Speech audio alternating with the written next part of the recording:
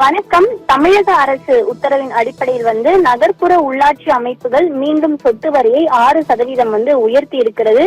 குறிப்பாக கிராமப்புறங்களில் இருக்கக்கூடிய ஓலை குடிசைகள், ஓடு மற்றும் ஆஸ்பெஸ்டாஸ் வீடுகள் உள்ளிட்ட அனைத்து வீடுகளுக்கும் பல மடங்கு சொத்து வரியை தமிழக அரசு உயர்த்தி இருப்பதாக எதிர்க்கட்சி தலைவர் எடப்பாடி பழனிசாமி கண்டன அறிக்கையை வெளியிட்டிருக்கிறார். குறிப்பாக திமுக அரசானது ஆட்சிக்கு வந்த 48 மாதங்களில் பேரூராட்சி, நகராட்சி மற்றும் மாநகராட்சிகளில் உள்ள வீடுகள், கடைகளுக்கு 2 முறைகளுக்கு மேல் சொத்து வரியை உயர்த்தி இருப்பதுடன் ஆண்டுதோறும் 6% வரி உயர்வையும் அறிவித்திருப்பதாக அவர் இந்த அறிக்கையில் குறிப்பிட்டிருக்கிறார். மேலும் தமிழகத்தில் 2025-26 ஆண்டு முதல் தமிழகத்தில் அனைத்து பஞ்சாயத்துகளிலும் உள்ள ஓலை குடிசைகள், ஓட்டு வீடுகள், கான்கிரீட் வீடுகள் மற்றும் வணிக நிறுவனங்கள் உள்ளிட்ட அனைத்திற்கும் சொத்து வரியை உயர்த்தியதோடு புதிய வரியை வசூலிக்க அதிகாரிகளுக்கு வற்புறுத்தி இருப்பதை அவர் கண்டித்திருக்கிறார்.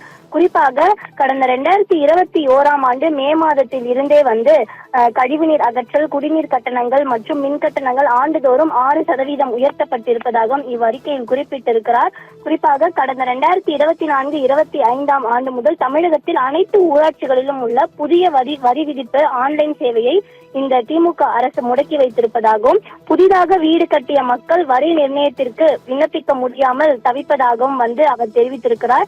கிராமங்களில் வரைபட அனுமதி கட்டணம் பல மடங்கு அதிகரிக்கப்பட்டதும் இதற்கு ஒரு காரணம் எனவும் இந்த அறிக்கையில் எதிர்க்கட்சி தலைவர் எடப்பாடி பழனிசாமி குறிப்பிட்டிருக்கிறார்.